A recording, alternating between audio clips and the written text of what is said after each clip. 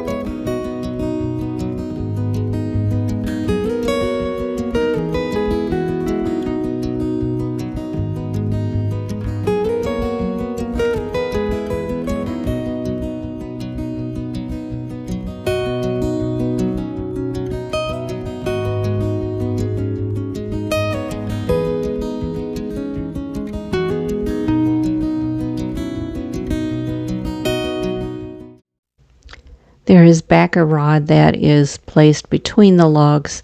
That Paul did all of that, but as time goes on and those logs are settling, some of that is getting pushed out. So what I am doing is tucking it back in the sections that are sticking out, and then I will caulk over top of that.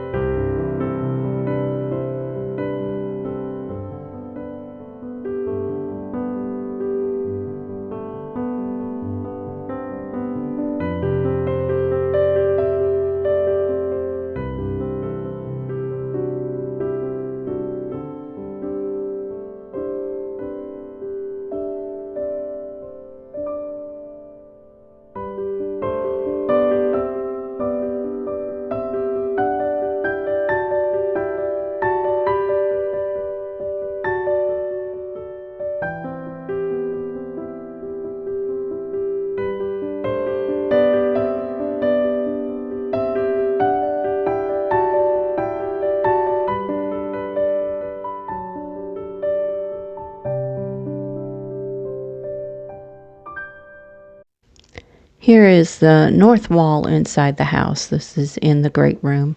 And we've got the tongue and groove all the way up to the settlement space there in the vaulted ceiling. And here is the south wall in the great room, and this is where the kitchen cabinets will go. And Paul is putting in some extra bracing into the framing. And this is the inside of Sarah's bedroom, and we've got the tongue and groove in that little alcove. Okay, this is Friday, April the 18th, and Sarah and I are out here with Sophie, and I am going to do some insulation. So what we want to do is insulate the wall between the master bedroom and the living room, and perhaps the closet, which is behind me. And this is because Paul likes to stay up really late watching television, and I can't sleep when he does that. So we need some kind of a buffer between the two rooms. So we're going to do insulation, and hopefully that will help. If not, I don't know what we'll do. But anyway, we're going to do that, and then if I get that done and there's still time, I'll start either caulking if it doesn't rain, which it looks like it's going to rain. It's real cloudy out right now. The rain isn't supposed to hit until this evening, but it may come earlier. And if I can't do that, then I'm going to be working on these tongue and groove walls some more. So I'm going to adjust the camera. I'm going to pull out the insulation. I've bought paper mask, and I bought a suit to wear, a Tyvek suit, to hopefully keep some of the fiber from the insulation out of my skin and my clothing. So we'll see how that works. Okay, I'm working in this corner here. I got the first section in, but this one has the steel settlement post in there. So I'm not sure if I need to cut the insulation out in that section or not. I'm gonna wait till Paul gets here and see what he says about that. The second one went in fine. I did have to cut out for a electrical outlet down there, and I had to split that insulation in half so that I could tuck part of it behind the wire and part of it in front. So that's going to be the same issue down with the next couple of, well, actually all the way across. There's going to be wires to deal with. So we have wires, electrical outlet wires going all the way across this wall. So I have to split that insulation in half and then tuck half of it behind the wire and half of it in front. So, and these are 9-foot tall ceilings, and this insulation is 8-foot tall wall. So it doesn't quite go all the way down to the floor, but that's okay. This isn't for insulation purposes, it's for sound dampening purposes. So, and we'll see how that works. It may not help at all, I don't know. But we wanted to give it a try. At least I wanted to give it a try.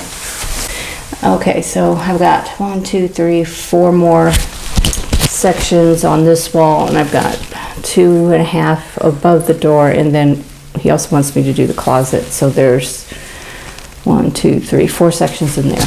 So it doesn't take long.